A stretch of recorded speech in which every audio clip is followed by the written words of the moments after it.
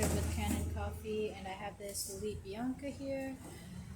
It came in just because it was leaking from the group head, and I determined that it was because of an old gasket. So I did a full tune-up on the machine, just deep cleaned it, descaled, back flushed, and changed the screen as well as the gasket. So I'm just going to do a quick test here.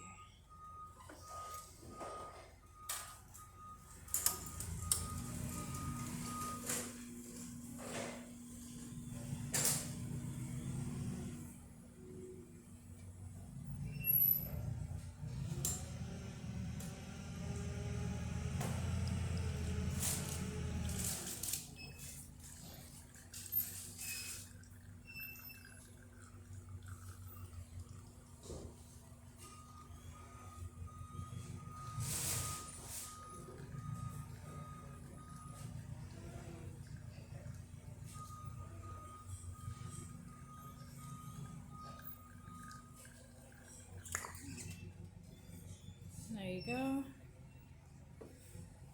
Here's the steam and the hot water.